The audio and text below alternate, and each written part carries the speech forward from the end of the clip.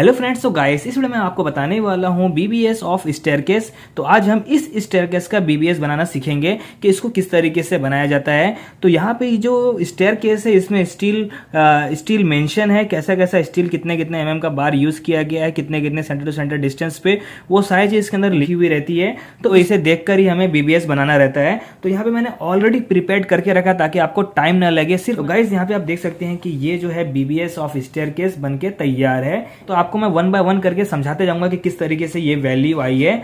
तो गाइस इसमें मैंने बहुत ही आसान तरीके से समझाया है, तो ये आपको अच्छे तरीके से समझ में आ जाएगा। और जिस भी पॉइंट में आपको अगर समझ में नहीं आया तो आप मुझे कमेंट में पूछ सकते हैं, तो उसका मैं आपको जवाब दे दूंगा। तो यहाँ पे आप देख सकते हैं कि टेबल आपको कुछ इस तरीके से बनाना है। सबसे पहले रहेगा serial number, description, spacing, dia of bar, number of bar, cutting length में मैंने ABCDEF तक किया है, यानी कि जितना भी इसके अंदर जो बैंड आ रहा है ना उसको अलग अलग कैटेगराइज करके मैंने लिखा है ताकि समझने में बहुत ही आसान रहे। कि और यहाँ पे आ गया है टोटल लेंथ और यहाँ पे आ गया टोटल केजी। इस तरीके से आपको बनाना है। तो सबसे पहले आपको मेन बार की स्टील निकालनी है। तो यहाँ पे मैंने लिख दिया है मेन बार 1, मेन बार 2। यहाँ पे ऐसा क्यों लिखा है मैंने, तो यहाँ पे आप देख सकते हैं सबको मैंने अलग अलग किया है, इसलिए ये जो बॉटम का जो बार जा रहा है यहाँ पे जो भी, अब यहाँ पे हम आपको बता देता हूँ कि जो यहाँ पे मेन बार है वो जो लाइन दिख रही है वो सारा मेन बार है, और जो भी पॉइंट पॉइंट दिख रहा है वो सब है डिस्ट्रीब्यूशन बार। तो सबसे पहले हमें मेन बार का निकालना है। तो इसको मैंने 1 नंबर दिया है, ये वाले बार को, ये जो यहाँ से जाके ऐसा जाके पूरा ऊपर जाके यहाँ पे आके बेंड हो रहा है, यहाँ पे आके बेंड हो रहा है। तो ये पूरा 1 है मेन बार। तो इसका हमें पहले कटिंग लेंथ निकाल लेना है। तो सबसे पहले आपको दिखा दूं कि यहाँ से लेकर यहाँ तक जो एंकरेज जा रहा है इसको हम LD ले लेंगे 50D के हिसाब से। तो यहाँ पे आपको देखना है कि आपको यहाँ पे बार कौन सा यूज किया गया है। तो यहाँ पे आप देख सकते हैं यहाँ पे लिखा हुआ है 12 mm का बार यूज किया गया है 150 सेंटर टू सेंटर डिस्टेंस पे। तो यहाँ पे मैंने लिख दिया स्पेसिंग मीटर में, डाया ऑफ बार लिख दिया 12, और यहाँ पे अभी हमें निकालना है नंबर ऑफ बार। अब नंबर ऑफ बार निकालना है वो कैसे निकलेगा, लैंडिंग की इसकी जो लेंथ है वो भी 2 मीटर की है और उसकी जो विड्थ है वो भी 2 मीटर की है। तो हमें क्या करना है, हमें नंबर ऑफ बार निकालना है, यानी कि विड्थ वाइज में हमें देखना है कि कितना बैठेगा। तो विड्थ भी 2 मीटर की है, तो क्या करेंगे 2 मीटर डिवाइडेड बाय 150 इसकी जो स्पेसिंग है तो आता है 13.33। तो उसको हम राउंड ऑफ करके 14 ले लेंगे। तो यहाँ पे नंबर ऑफ बार 14 हो गया। अब यहाँ पे ABCD में हमें कटिंग लेंथ लिखना है जहाँ जहाँ से बैंड हो रहा है। तो ये जो मैं आपको बता रहा था कि ये LD ले लेंगे। तो यहाँ पे 12 mm का बार यूज किया गया है। तो 12 mm के बार के हिसाब से जो LD होता है वो 600 mm होता है। तो यहाँ पे मैंने 600 mm यानी कि 0.6 मीटर लिख दिया। अब यहाँ पे बारी आती है B पे। तो यहाँ से लेके यहाँ तक 600 हो गया। अब यहाँ से लेके यहाँ तक हमें पहुंचना है, तो ये 2 मीटर है, तो यहाँ पे 2 मीटर मैंने लिख दिया। उसके बाद यहाँ से यहाँ पे आपको जाना है, ये कितना है ये देखना है। तो इसकी जो थिकनेस है यहाँ पे लिखा हुआ है थिकनेस 175 mm की थिकनेस है। तो यहाँ पे मैंने 175 ऊपर ले लिया, जो यहाँ पे मैंने मीटर में लिख दिया है। उसके बाद यहाँ पे है 2.58 कैसा आया वो मैं आपको दिखा देता हूँ। अब आपको क्या चाहिए, यहाँ से लेके यहाँ तक की लेंथ चाहिए। आपको राइजर मालूम है 160 mm की है और थ्रेड मालूम है 254 mm की। जब आपको एक प्लान मिलेगा तो आप इसको कैलकुलेट कर ही लेंगे, और आर्किटेक्ट ड्राइंग में ये लिख के दिया हुआ रहता है, ठीक है। तो क्या करना है आपको, यहाँ पे मैंने लिख के रखा है ऑलरेडी। आपको ये वाली हाइट मालूम करनी है कि ये यहाँ से लेके यहाँ तक की हाइट कितनी रहेगी। तो ये राइजर हम गिनेंगे। तो यहाँ पे एक राइजर ये हो जाएगा, 2 ये हो जाएगा, 3 4 5 6 7 8। हमें यहीं तक ही करना है, ये नहीं करना है, इसलिए 160 × 8 किया तो ये वैल्यू आई। अब उसके बाद थ्रेड में देखेंगे तो थ्रेड हमें यहाँ से ये स्टील बार जा रहा है, तो थ्रेड हम इसको कैलकुलेट कर लेंगे। इसको हम काउंट में ले लेंगे 1 2 3 4 5 6 7 और ये 8, क्योंकि हमें यहाँ तक की चाहिए। तो ये 254 × 8 किया तो ये वैल्यू आ गई।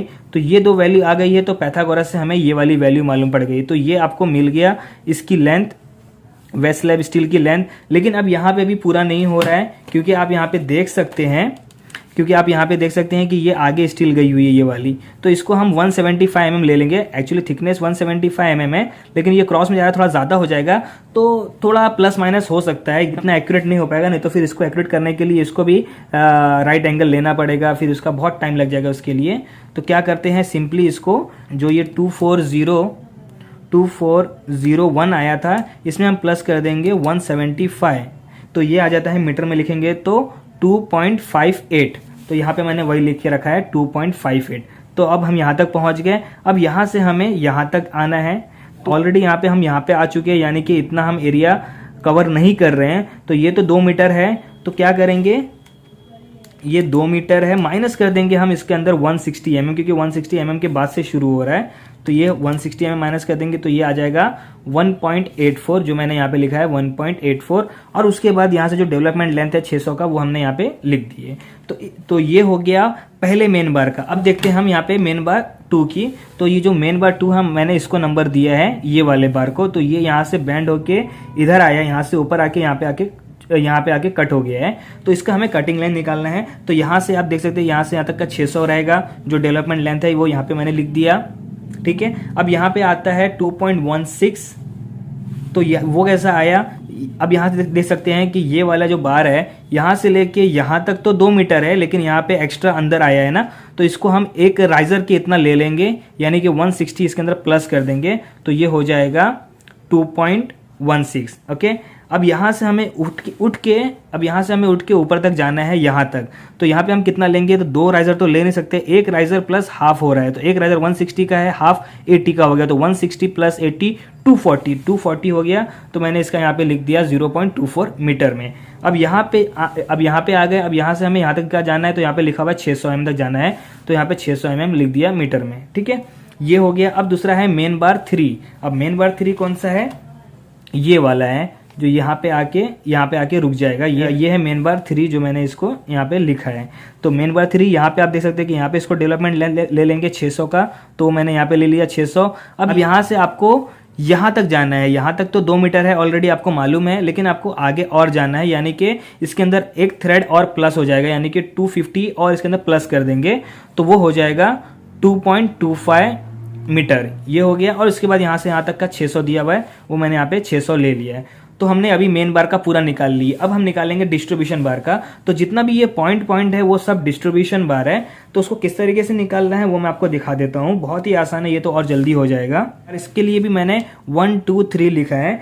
तो कैसा करेंगे, ये डिस्ट्रीब्यूशन बार को 1 दिया है मैंने, इसको मैंने 2 नंबर दिया है, और इसको मैंने 3 नंबर दिया है। तो पहले वाले को देख लेते हैं। तो डिस्ट्रीब्यूशन बार यहाँ पे आप देख सकते हैं कि ये जो यहाँ पे इंडिकेट किया हुआ है कि 12 mm का बार यूज करना है 150 सेंटीमीटर डिस्टेंस पे, इसके लिए भी, डिस्ट्रीब्यूशन बार के लिए भी। ठीक है, तो यहाँ पे हम लिख देंगे 150 का स्पेसिंग हो गया, नंबर डाई ऑफ बार 12 हो गया। अभी हमें निकालना है नंबर ऑफ बार। तो नंबर ऑफ बार कैसा निकलेगा, जैसा कि हमने निकाले थे, विड्थ भी इसकी 2 मीटर की है और लेंथ भी 2 मीटर की है, यानी कि 14 आया था, यानी कि नीचे 14 हो जाएगा, और ऊपर भी ये दिया हुआ डिस्ट्रीब्यूशन बार, तो ये भी 14 हो जाएगा, यानी कि दोनों मिला के ये हो जाएगा 28। तो यहाँ पे आप देख सकते हैं कि यहाँ पे मैंने नंबर ऑफ बार में 28 लिख दिया है। अब यहाँ पे बारी आती है कटिंग लेंथ की।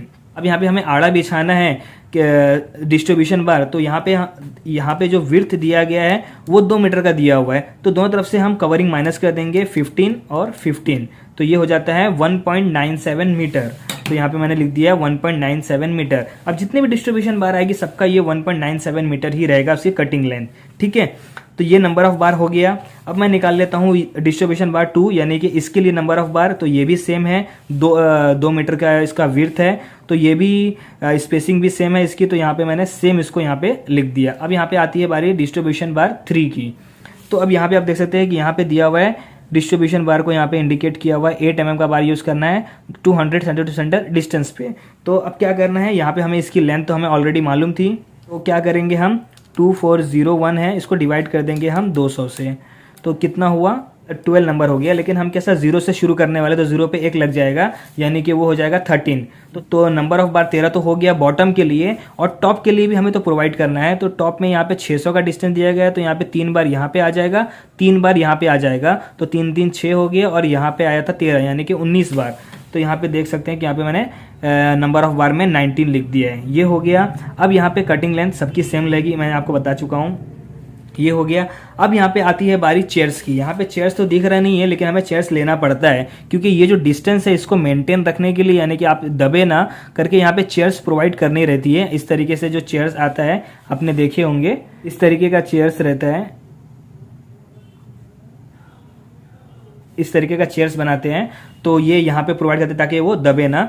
तो उसको आप किस तरीके से भी कर सकते हैं, लेकिन आपको एक चीज़ ध्यान देना है कि उसकी स्पेसिंग तो कोई होती नहीं, आप अपने हिसाब से उसमें डाल सकते हैं, लेकिन डाई ऑफ बार आपको 10 mm का यूज करना है। 8 mm का यूज करेंगे तो बहुत ही पतला हो जाएगा, लब खाएगा वो, और 12 mm का यूज करेंगे तो मतलब नहीं है, स्टील हमारा ज्यादा जाएगा, तो हम 10 mm का यूज करेंगे चेयर्स के लिए। अब नंबर ऑफ बार निकालना है चेयर्स का, तो क्या करना है, यहाँ पे 2x2 का है लैंडिंग, तो यहाँ पे हम 4 चेयर्स प्रोवाइड कर देंगे, तो यहाँ पे भी 4 हो जाएगा, तो वो 8 हो गया, और यहाँ पे 1 और यहाँ पे 1 जो मिडल में प्रोवाइड कर देंगे, तो 2 यहाँ पे हो जाएगा, तो ये टोटल मिला के 10 नंबर ऑफ बार हो जाएगा। अब चेयर्स जो बनता है ये वाला, उसकी जो कटिंग लेंथ होती है वो 1.5 मीटर की होती है, तो डायरेक्टली मैं यहाँ पे 1.5 मीटर लिख दिया। तो गाइस अब यहाँ पे बीबीएस हमारा स्टेयरकेस का, इस स्टेयरकेस का तैयार हो गया है, बन गया है। अब क्या करना है, यहाँ पे टोटल लेंथ में यहाँ से लेके यहाँ तक की आपको टोटल लेंथ लिख देना है, तो यहाँ पे 7.8 मीटर हो जाता है। तो इस तरीके से इसकी यहाँ पे लेंथ लिख देना है, इसकी यहाँ पे प्लस करके लेंथ लिख देना है, तो ये और ये तो सब सेम ही रहेगा। अब यहाँ पे अब बारी आती है टोटल केजी निकालने की, तो आपको तो ये निकालने आता है, ये बहुत ही आसान है टोटल केजी निकालना। तो उसको आप किस तरीके से निकालेंगे वो मैं आपको दिखा देता हूँ इसके अंदर। अब जैसे कि यहाँ पे 12 mm का बार है, तो 12 mm का बार वेट बार के हिसाब से वेट पर मीटर होता है 0.89 होता है वेट पर मीटर। तो इसको हम मल्टीप्लाई कर देंगे टोटल लेंथ से, ये हो गया, और इसको हम मल्टीप्लाई कर देंगे नंबर ऑफ बार से, यानी कि 14 से।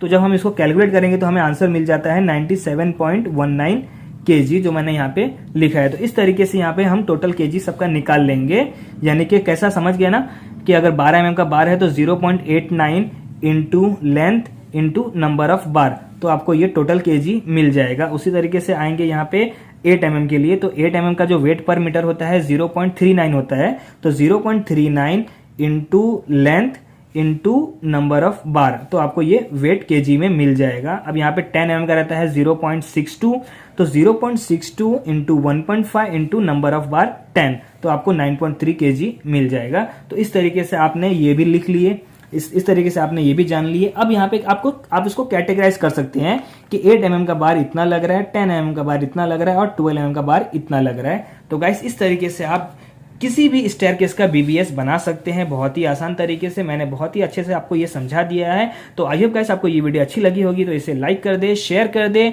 और आप मेरे चैनल पे नए हैं तो इसे सब्सक्राइब कर दे। तो चलिए गाइस फिर मिलते हैं नेक्स्ट वीडियो में।